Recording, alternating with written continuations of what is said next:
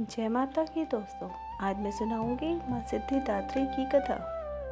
जब सृष्टि की रचना प्रारंभ हुई तब ब्रह्मा जी को सृष्टि विस्तार करने के लिए शक्ति की आवश्यकता पड़ी। उन्होंने आदिशक्ति की तपस्या की। आदिशक्ति माँ ने प्रसन्न होकर ब्रह्मा जी को सिद्धियाँ प्रदान की, जिनकी मदद से उन्होंने सृष्टि का निर्माण किया। कहा जाता है कि जब भगवान शंकर ने भी माँ की कठोर तपस्या की तब माँ उनके समक्ष प्रकट हुई। भगवान शंकर ने उनसे वर मांगा कि उन्हें भी सिद्धियाँ प्राप्त हो ताकि वे समस्त प्राणियों के कल्याण कर सके। माँ ने उन्हें अर्धनारीश्वर रूप में दर्शन दिए और उन्हें सभी 8 सिद्धियाँ प्रदान की। तभी से भगवान शिव अर्धनारीश्वर कहलाए। 8 सिद्धियाँ जो माँ प्रदान करती हैं। 1. स्वयं को सूक्ष्म से सूक्ष्म रूप में बदलने की क्षमता। 2.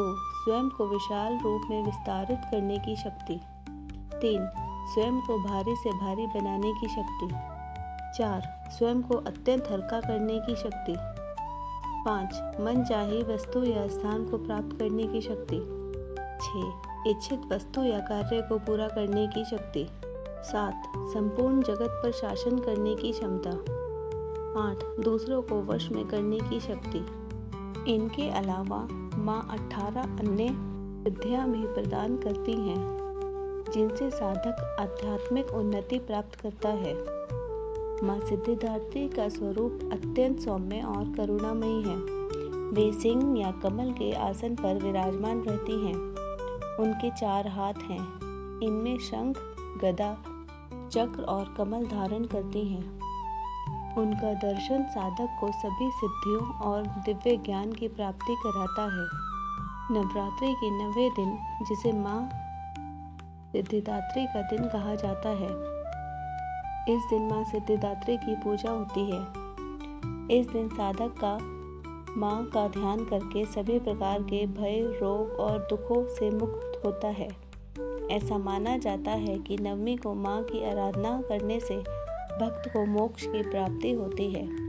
भक्तजन इस दिन कन्या पूजन भी करते हैं, क्योंकि कन्या माँ सिद्धिदात्री का ही स्वरूप मानी जाती हैं। माँ सिद्धिदात्री सभी सिद्धियों की दात्री है।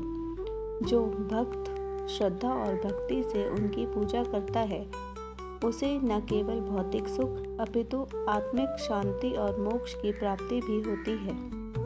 आज के लिए इतना ही दोस्तों, मिलती हूँ नई कथा के साथ। तब तक के लिए मेरे चैनल को लाइक, सब्सक्राइब एंड शेयर करें।